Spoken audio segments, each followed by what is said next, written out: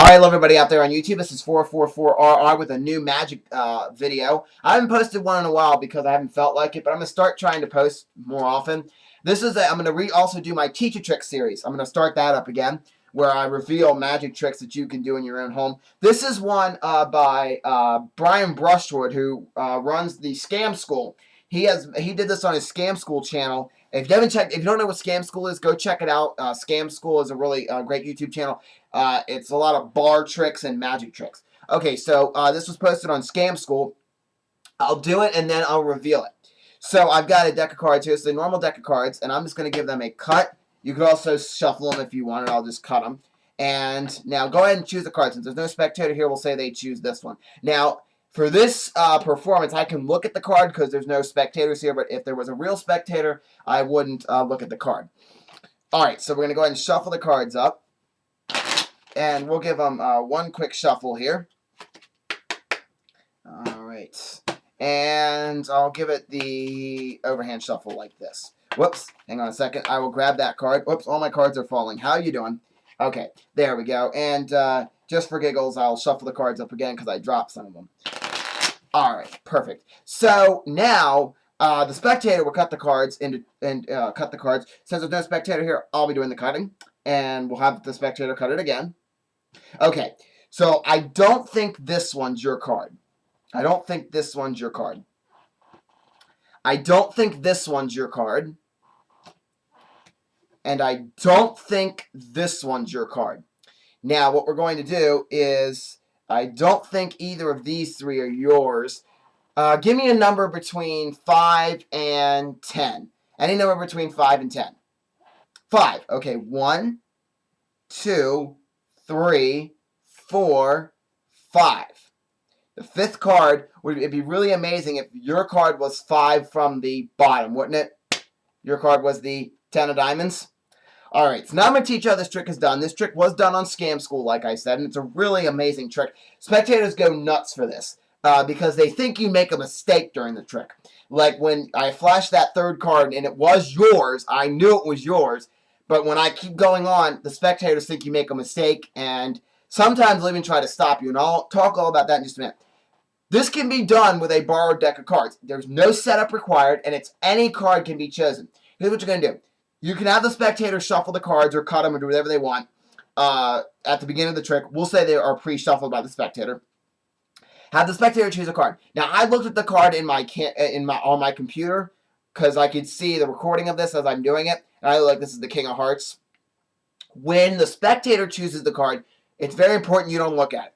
But for the performance, because I was doing it for you, I looked at it. King of Hearts. The King of Hearts goes on top, and you're going to force it on the top. You're going to keep it on the top and force it to the bottom. I'll explain. The ways I did it in the video to keep it on top was I cut the cards, and I just riffled a few cards here on the left side, riffled a few more, kept going like this, but I leave one card but the top card's their card, the King of Hearts. Boom. You can do that to control it to the top. Another way I did it, which fools spectators, when you see me do this, you're going to be like, that's not going to fool spectators. It actually does.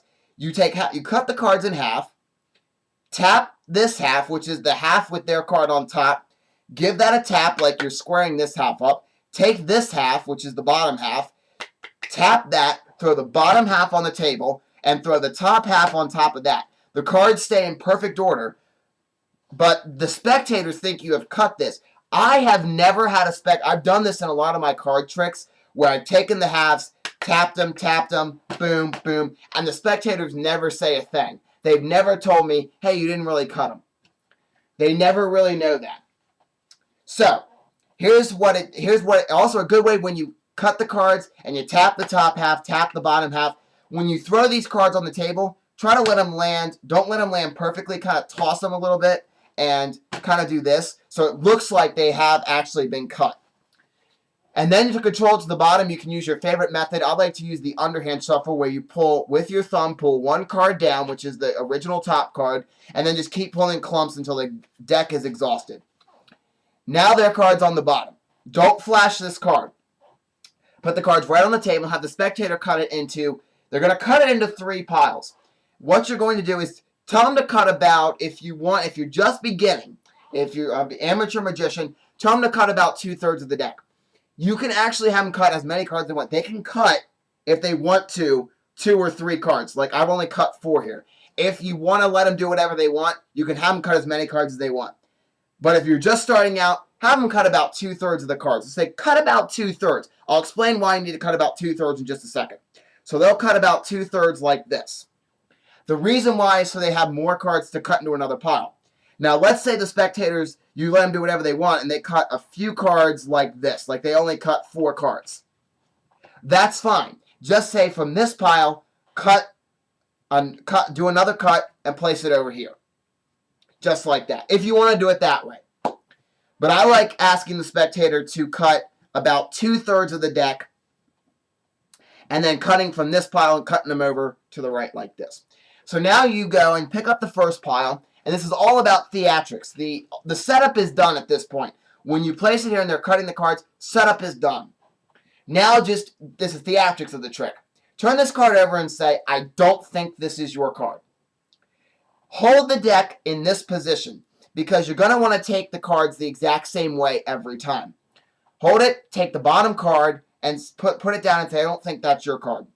Place this pile on top of the second pile and flash the bottom card the same way and say, I don't think this is your card. Take that card off, place it right there. Then you're going to put that on top just like I did. Flash the bottom card and say, I don't think this is your card. Now, most of the times, the spectators aren't going to tell you that's your card.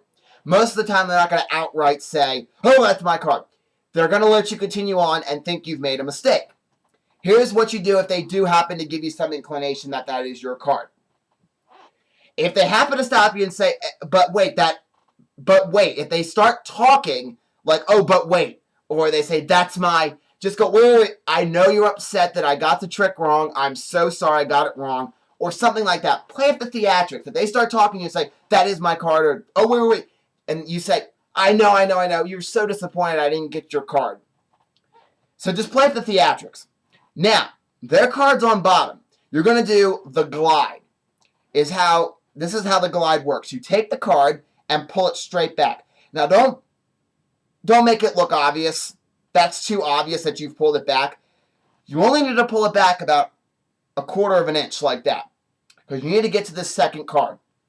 So, what you do is you do the glide. Now, don't try to do it this way. Try to have it towards you like this so they can't see that card sticking out. And don't flash either. What you're going to do is you're going to take this third pile, pick it up, and say, I don't think this is your card. And if they start talking to you, oh, I'm so sorry. I know I got it wrong. I'm sorry, I got it wrong. Now, when you talk to them and say, I don't think this is your card, do the glide. And then pull this card out like this. Place it on the table. And they think that it's this bottom card. But you know it's not. Then what you want to do is pull another card out like this. And then square everything up down here. Now, the squaring is natural. And what I mean by that is, when you pull this out and you square it up, they're not going to notice. Now, the reason why you pull this card out is to say, I don't think any of these 3 were your cards, so your card's got to be in the deck somewhere. When you say your card's got to be in the deck, put this card on the bottom so you can flash the bottom and they won't see the king there. So now you have the spectator say, give me a number between 5 and 10. Let's say they say 7. You're going to take the first card, which is not their card, and drop it on the table. Do the glide again. That's 1. Let's say they say 7. 2, 3, 4. All I'm doing is taking cards above this card. So again, I'll do this again. So you got this card here, and you say, I don't think any of these are your cards, so it has to be somewhere in the deck. Place that on the bottom, flash it, showing that's not their card. Let's say they say 7. Take this card, go 1, do the glide, pull the one above it out, 2, 3, 4, 5, 6, and if they say 7, the 7th card, take the bottom card and go 7. Now, wouldn't it be really cool if the 7th card was your card? Flash it, say it's the King of Hearts, was that your card? They'll say yes, and it's a great trick because the ending is so startling because they think you messed the trick up, and then boom, there it is. It's their card. So that's the trick. Of course, this was done on Scam School. So again, I got to do another plug for Scam School. Go check out Scam School's channel. Hope you guys enjoyed. And of course, you can always comment below.